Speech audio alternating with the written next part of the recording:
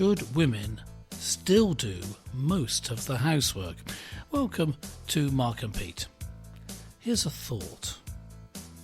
Who wears the trousers and who wears the dress? Attitudes to domestic roles have been something to assess. Tradition has shown that women did the chores to impress, and typically men were at work and did much less. Yet times are changing, as researchers suggest. Surveys now reveal domestic balance is a success. But the most important question we need to address, which gender is the one that makes the most mess? Yes, indeed. Well, more than 3/4 of respondents to the British Social Attitude Survey said domestic labour should be split. Well, that may be the case, yet 2/3 said that women do more than their fair share of washing and ironing and cleaning, and indeed the cooking. Clergyman Pete. Now, attitudes have changed considerably since the mid-1980s, and we're going to sort of look at some of the trends over the years. But what's your view on who does the domestic cleaning? Well, I think that that this survey highlights something that that's broadly known, that is what happens.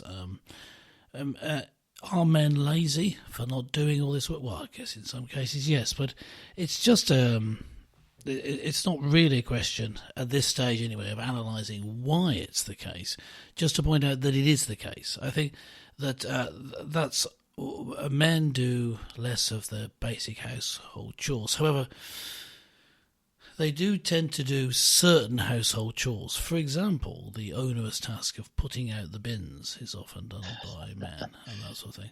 And, oh, really? I believe that's correct. That's widely known. I mean, it's not really necessary at the moment. In my household, it's whoever's around at the time, because they're on wheels, aren't they, really, bins? So they're not. That's true. You don't have to pick them up. Yes. It doesn't need the strength that would make a man have to do it. But and things like mowing the lawn, that sort of thing, generally done by men. So I think you need a further breakdown to actually get it to reflect really what's going on. But yes, I think in broad outline, that's right. Women are doing more of what you would think of as household chores than men. And look, it's been quite some time now. And yet it's still, although social attitudes have changed, still, as you're pointing out from this survey, far more women are doing more of the chores than men by a long way. So perhaps it's just never going to change. Well, there's a reason, of course, and that is that one of the reasons there is a shift change, albeit that let's take the distant past, where at one time it was tradition that the woman managed the home, did the cleaning, the cooking and the ironing, etc., and the man went out to work. Times have changed. Women are now more in the workplace, and that's prevalent. And that's a good thing. Now, here's the point here, because, of course, what it does mean is there's more income coming into the home, there's more utilization of talent, more balance in the workplace. There's lots of progress. So, Clergyman Pete, let's go back to 1983. This survey first began then. Yep. Now, the female employment rate for 16 to 64-year-olds was how much in the United Kingdom as a percentage? I would say 25%. No, it was higher. It was 54%. Really? This was in the 80s? Okay. 1983. Right. Yeah, yes. It surprised me. Yeah, remember that year. Even you remember that I year. remember it. And it does surprise me. Yes, go ahead. Yes. Well, now we move on. Yes. So here's the other point. 2023. Yes. How much do you think that percentage has risen to? Well, it was 54%. I'm going to say 69. That's very close. It's actually 72%, and the participation of mothers in the labour market has never been higher than ever before. Yeah. So that's an extraordinary trend, isn't it? And I could see that probably very damaging trend, I think. Well, I mean, we'll come on to what's damaging and what isn't. But the point is, I can see that there's a trend, and I think that will continue. Now, here's the thing, which is, when you look at the balance of the economy and the way that people are sort of running businesses and running homes, of course, balancing any kind of domestic life, managing your domestic life, and then managing a career is not an easy thing. It doesn't matter whether you're single, whether you've got a family, and so on. Everybody knows the pressures of today's life. But here's the thing. So when you think about equality, would you say that, say, for example, certain people have certain skills that are more gender specific? Now, I'm only just sort of opening this up, as we've seen that more men are chefs in the world today, and there's certainly, obviously some very good women chefs. But do we say that men should be more likely to do the cooking, or maybe that women do more of the ironing, or is that just very much a traditional view? What's your take? Well, I don't know. What are you asking me? Is whether it should be the case? Well, I'm asking who is best placed to do who's best placed? That's jobs. why you say who should do it. Well, yes. I don't think that. You see, I am not of the opinion that it's that you can ask that question, because it's just what the people of the different genders do. You can't change what people are. Just we're talking about in general. So the many men who end up doing these chores, maybe the ironing, I don't know what it might be. Well, that's a bit of a basic one, but maybe the simple cooking for the children, that sort of thing. They can end up resenting it, whereas women can thrive on it. And I think that's just a generalisation.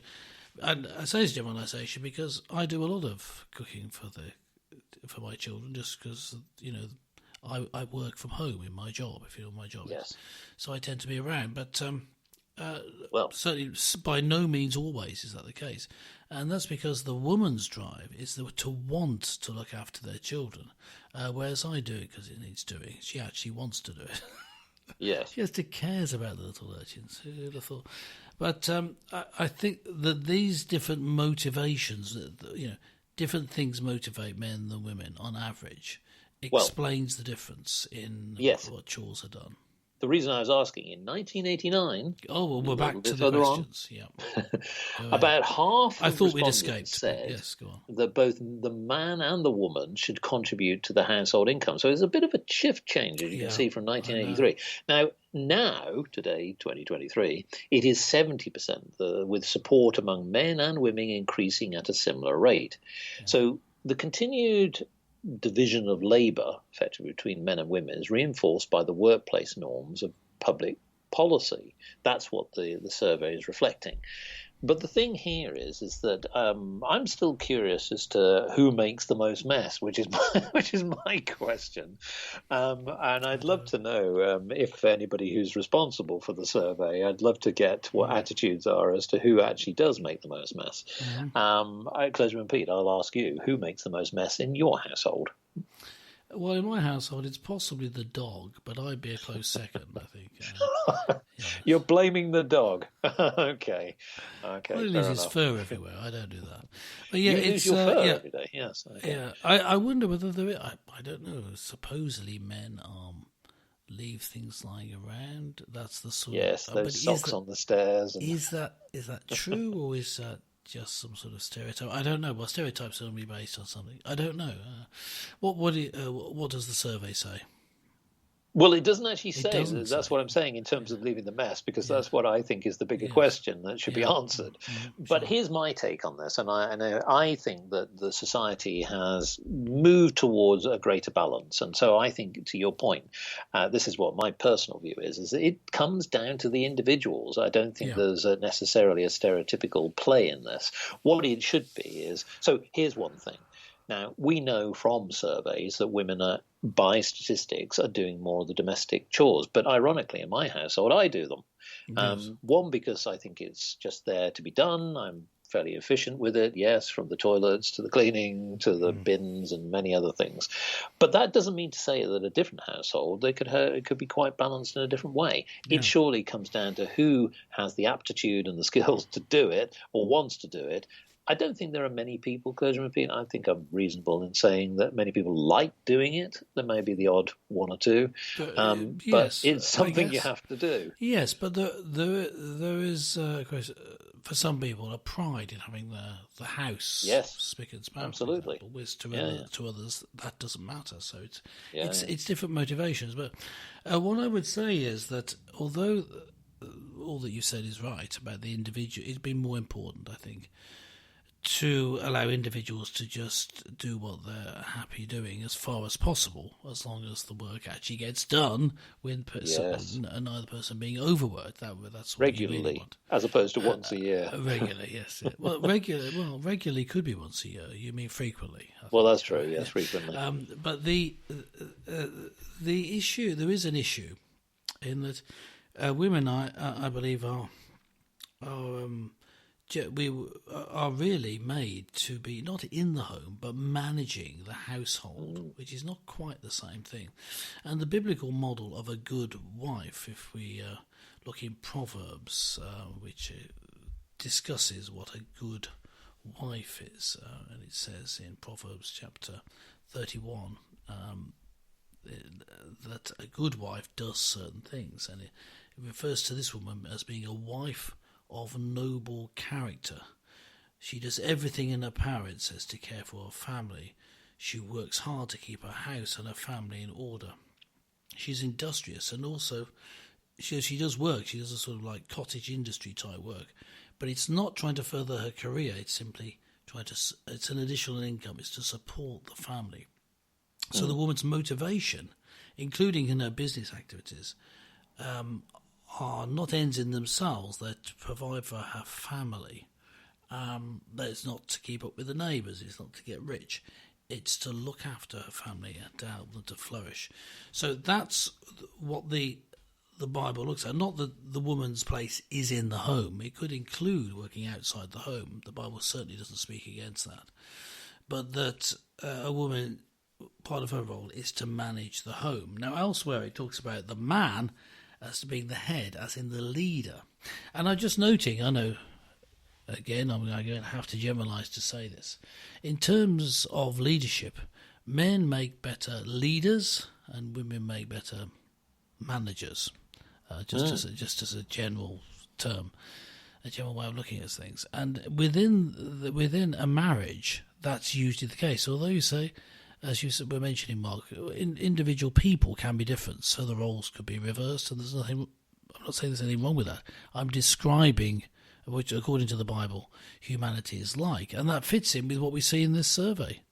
There is, but the women have a general tendency to want to manage the home. Well, that's true, but there is another trend which I would love to know from our audience, which is that certainly in the United Kingdom, many people believe they are too busy to clean their own homes. Yes. And there is a rise in demand for actual cleaners. So it's effectively commercial opportunity, folks like it. This is meaning that in the past decade, there's been a huge increase of basically commissioning your domestic cleaning to specialists who can come in once a week, once a month, etc., to clean your household. So I wonder whether that is something that will be the trend going further forward. What do you think, Clergyman Pete? What does our audience think? Yeah. Well, yes. Let's ask the audience. You just leave a comment. You go to markandpete.com, check you're subscribed. You can leave a comment on this and every episode. And I see that trend continuing. The difficulty being able to afford it, of course, but with plenty of illegal immigration, we can get lots of cheap labour, so that's no problem. Just joking. But let's hear what you have to say, and let's say goodbye for now. So it's goodbye for me, and it's goodbye from him. So we're going to catch you next time with another exciting instalment of the Mark and Pete Show.